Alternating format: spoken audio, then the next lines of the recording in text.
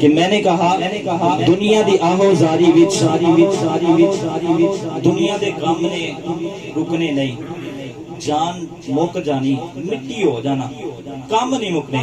کہ میں نے کہا دنیا دی آہو زاری وچ دل دا سرور نہیں، مالک دے سب نظارے جنہاں دے حضور نے۔ میں نے کیا کہا کہ مالک دے سارے نظارے جنہاں دے صدقے نے، کہ مالک دے سب نظارے جنہاں دے حضور نے۔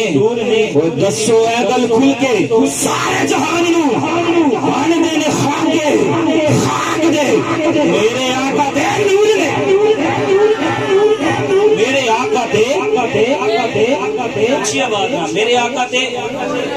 میں اے بھی نہیں کہندا قائل کہ کدے آقا نے کدے آقا نہیں، وہ دونوں جہانوں واسطے رحمت بن کے آئے ہیں۔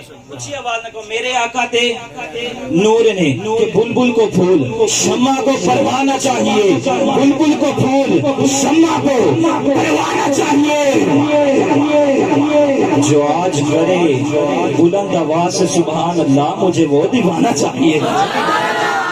اونچی آواز سے کہیے سبحان اللہ، کہ بلبل کو پھول شمع کو پروانا چاہیے اس کے نبی سے۔ اور میں نے کہا اس کے نبی سے جسم کی بات کر ہی نہیں رہا، اس کے نبی سے روح کو اجروانا چاہیے،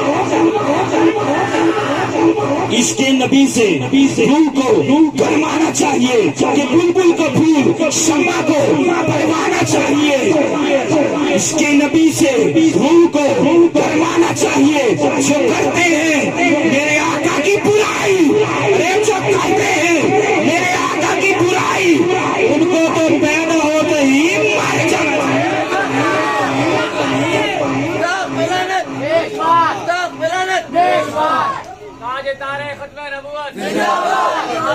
ختم نبوت